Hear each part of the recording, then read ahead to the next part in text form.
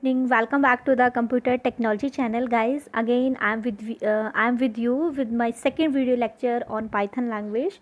So in my last video lecture I had discussed about some definitions like data, what is data visualization, data science, and little bit introduction about the Python, right guys? So today I'm again continue that video lecture. So let's discuss some features of pandas के बारे में last video lecture में मैंने आप लोगों को बताया था, उसी को आगे कंटिन्यू करेंगे। याद है ना सभी को? पांडास मतलब क्या? पाइथन लैंग्वेज की क्या लाइब्रेरी, राइट गाइस। उसमें कुछ एक पैकेजेस मैंने आपको बताए थे, जैसे numpy numerical Python, and second one is matplotlib and pyplot is the part of the matplotlib। तो आज हम थोड़ा सा उनको इलैबोरेट करके पढ़ेंगे। Before that features of pandas I would like to discuss with you, right guys. तो let's start.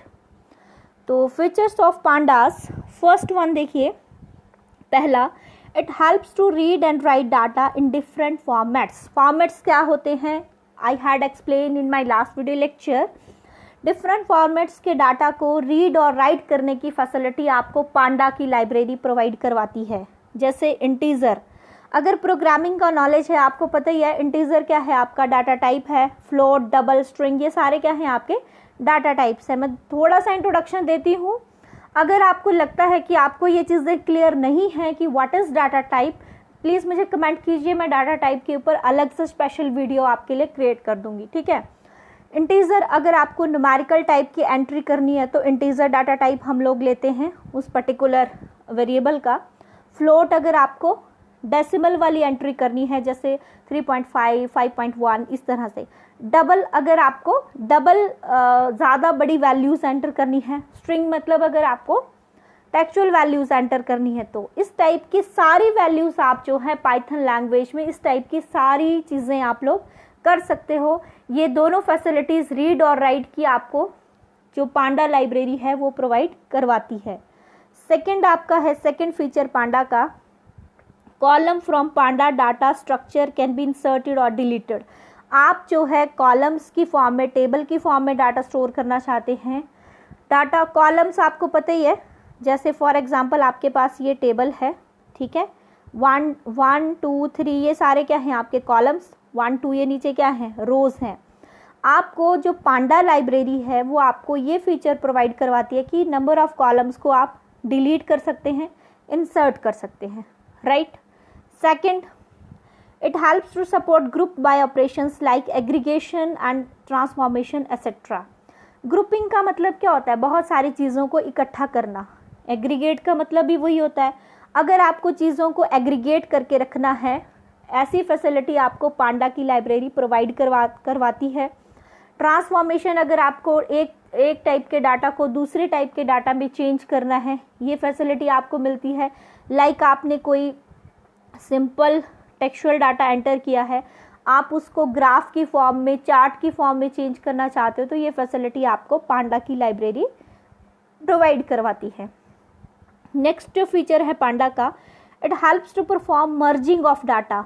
Merging का मतलब भी वही होता है, इकट्ठा करना, मतलब इकट्ठा करना डाटा को। फॉर एग्जांपल, अगर आपने एक्सेल स्टडी किया होगा, मर्जिंग का मतलब आप जानते होंगे। Let me clear you. For example, आपके पास ये है, ये कितने कॉलम्स हैं? 1, 2, कितनी रोज हैं? 1, 2। अगर आप इन लाइंस को रिमूव कर दें तो इन चारों सेल्स का डाटा क्या होगा? इकट्ठा हो जाएगा, मतलब मर्ज हो जाएगा। उसको कहते हैं मर्जिंग करना, मतलब इकट्ठा करना, ठीक है। तो ये फैसिलिटी भी आपको पांडा लाइब्रेरी प्रोवाइड करवाती है। Next, it provides good input होना था गाइज, यहाँ पे पी आना था, इसको करेक्ट कर लीजिएगा। इनपुट आउटपुट कैपेबिलिटीज़, आपको डाटा को इनपुट करने की, आउटपुट करने की जो कैपेबिलिटीज़ हैं बहुत सारी पांडा की लाइब्रेरी में अवेलेबल होती हैं। That helps to extract data, जो आपको हेल्प करती है डाटा को एक्सट्रैक्ट करना। एक्सट्रैक्ट मतलब डाटा को निकालना, from MySQL into data frame. अब अगर आपने ओरेकल स्टडी किया है, माई सिक्वल ओरेकल डाटाबेस अगर आप लोगों ने स्टडी किया है, तो ओरेकल के डाटाबेस में या किसी भी डाटाबेस में कोई डाटा आपका स्टोर है, अगर आप उस डाटा को वहाँ से निकाल के एक डाटा फ्रेम की फॉर्म में रिप्रेजेंट करना चाहते हैं, that facility is also available in Panda library of the Python language, right guys. तो ये भी इसका एक फीचर है। नेक्स्ट आपके पास हम बात करते हैं, नेक्स्ट आपके पास हम बात कर रहे हैं 6 जो है लेबल बेस्ड स्लाइसिंग।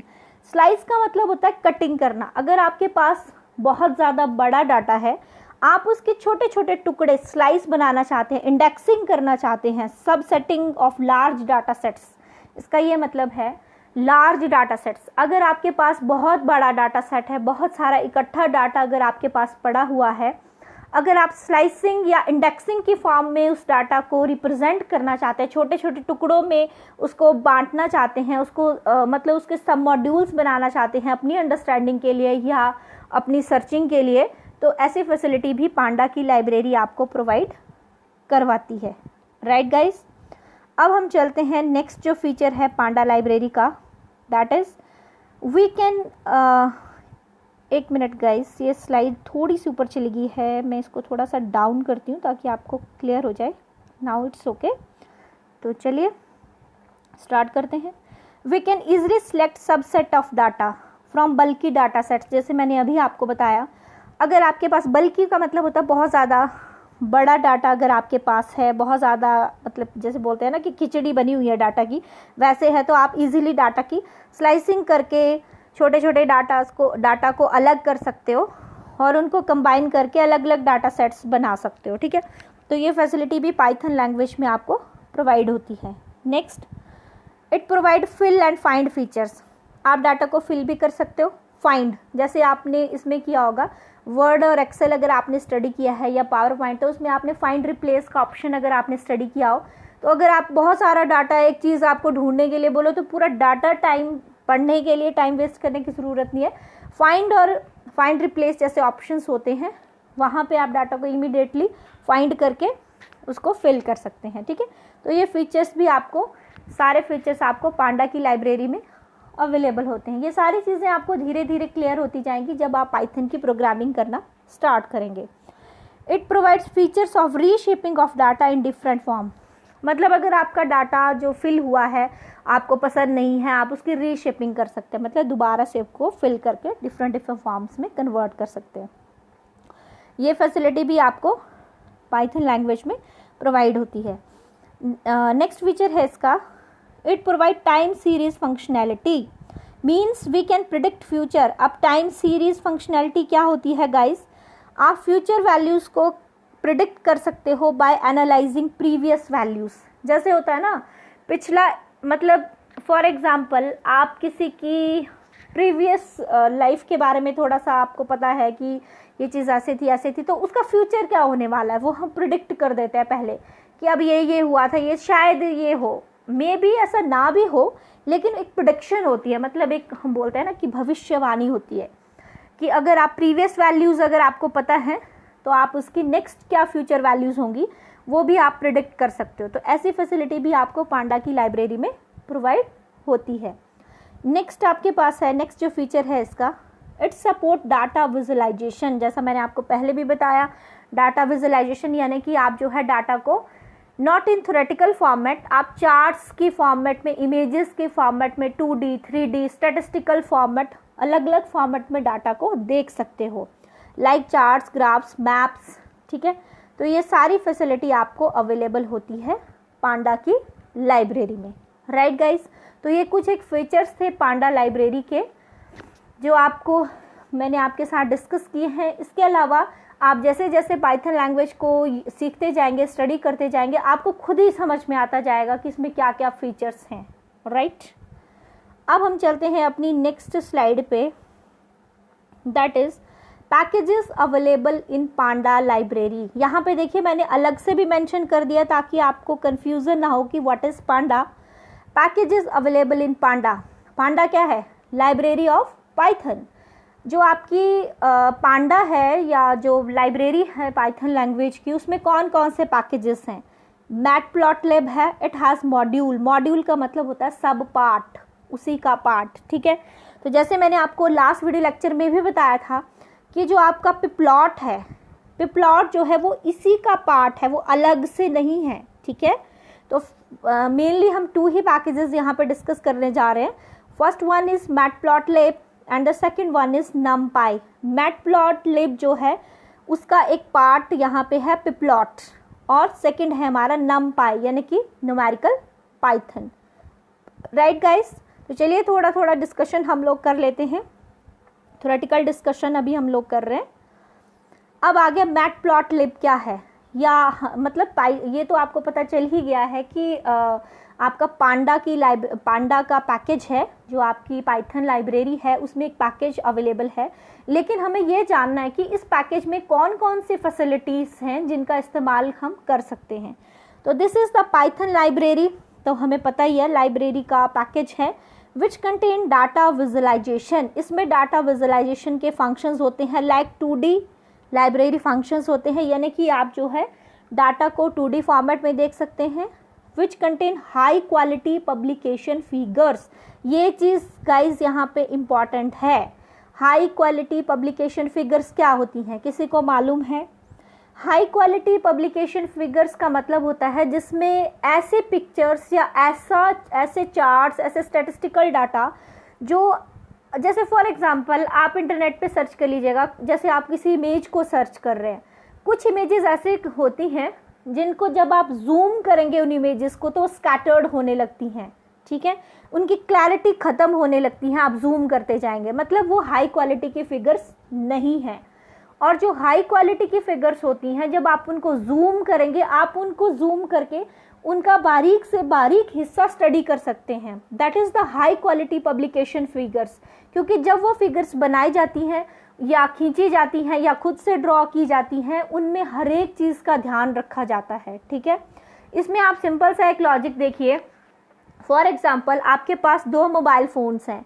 एक मोबाइल फ़ोन है जिसमें लगा है फॉर एग्जांपल 8 मेगापिक्सल का कैमरा, दूसरा मोबाइल फ़ोन है जिसमें लगा है 12 मेगापिक्सल का कैमरा। तो आप मुझे ये बताइए कि कौन से कैमरे से पिक्चर क्वालिटी आपकी ज़्यादा साफ़ आएगी, 8 मेगापिक्सल वाले कैमरे से या फिर 12 मेगापिक्सल वाले कैमरे से? ऑब्वियस एवरीवन शुड नो कि 12 मेगापिक्सल से ही ज़्यादा आएगी, क्योंकि नंबर ऑफ पिक्सल्स ज़्यादा हैं, नंबर ऑफ पिक्सल ज़्यादा है, दैट मीन्स क्लैरिटी ज़्यादा है।